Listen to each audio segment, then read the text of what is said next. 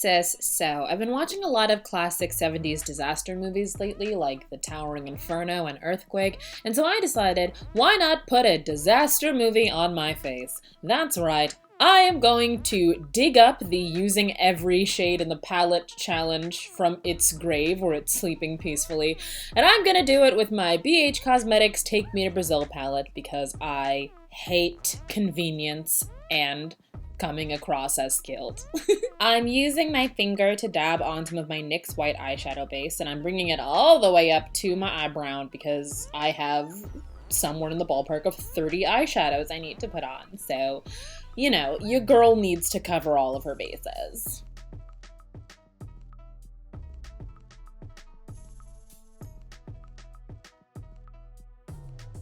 My game plan, if you could even call it that, was to start with the purples and work my way over to the reds and oranges. Before we really get into this train wreck, I would like to make it crystal clear that I fully do not intend for this to look good. It's purely for fun. So we starting off by laying down some of that deep grape to sort of set a border for this look, give myself hopefully enough space to fit all 29 shadows. And then on top of that line, I'm putting a slightly lighter purple. It looks really patchy because, to be honest, these are not the most amazing matte shadows. I'm not wildly worried about blending because I already knew going in here that this was going to turn out trash. Queen of self-awareness. My next move is to start building up a base of this wing. We have an end to the wing, but we need a base that extends onto the actual lid of the eye. And for that, I'm going to be using a gradient of several dark blues to bring myself closer to the middle of the palette. I think I used somewhere in the ballpark of 4 different deep blue shades to do this. They all kind of blend into each other though. Then I start using the matte turquoise shades to build up the inner corner of the eye and the center top of the lid. And I'm using the pastel blues to build up the inner corner and I think also the brow bone. Yep, there she is. Go ahead with it, girl. Yes. My next move is to take the shimmering green and plop it right on my inner corners, which is basically my MO with all of the sparkles. Then I take the gold and pop it on the inner corner, and then take more of it and continue popping it on the inner corner. You know what? That's not a gold. That's a sparkly green gold. I lied to you. I'm sorry. Then I'm taking my matte lime green and I'm laying it on the inner third or so of my bottom lash line. Then take it, oh my god, what am I? Pastel, sparkly green, inner corner, everything is everywhere. I can't even keep up with myself, god. Adding more of the lime greens onto the inner third of my lower lash line, and then using some of the pastelist lime yellows to blend the turquoise with the pastel green. This is like a roadmap of disaster. I love it. Blending that lime yellow into the pastel blue of the brow bone, and then taking a sunnier yellow and bridging the purple wing to the pastel lime yellows, taking some gold and layering it on top of the pastel blue and lime yellow on the brow bone. My god, this is confusing. Adding more sunny yellow on top of the original sunny yellow. This little space between the wing and the brow bone highlight is where I'm putting down all of the orange shades because I had no other place to put them. So this is just me layering 2 or so matte oranges on top of each other. Then I'm taking some gold bronze reddish situation and putting it on the center of my lower lash line. I feel like a football announcer. I'm taking some matte red and layering it on top of the orange for a blood orange effect. God, I'm so pretentious. Actually, that does look terrible. You know what? Okay.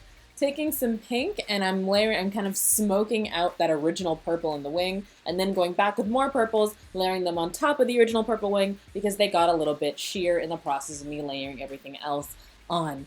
Oh my god. It's at this point I realized my camera was dying, so I went from mildly rushed into full-scale chicken without head freakout.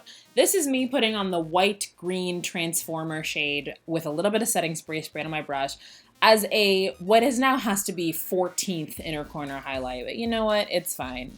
Then I'm ill-advisedly taking some black, because it's the last shade to use, and just kind of like darkening up the very center of the look, and just making those yellows in the crease look really just muddy and gross, and like a Barbie doll that you left in the rain, and found a week later in a puddle. So that's really what we're going for here, just like the darkest parts of mid-90s childhood. And there you go.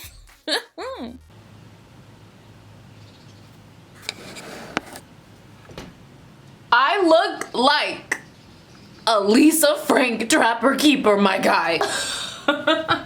So there it is. I've single-handedly resurrected the using every shade in the palette challenge with the BH Cosmetics Take Me to Brazil original palette. Is it flattering?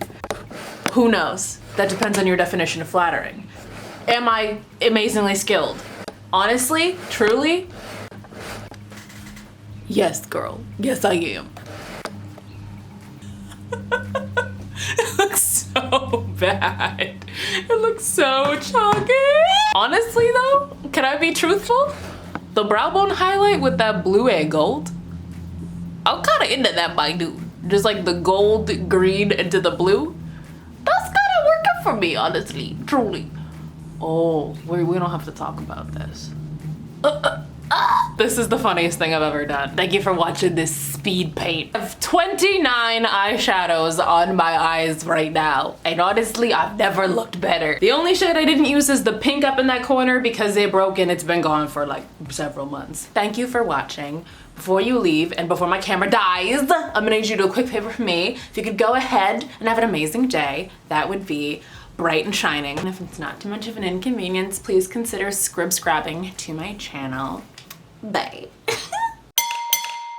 It looks okay from far away, actually. Then you get in close and you're like, okay, we need to call someone.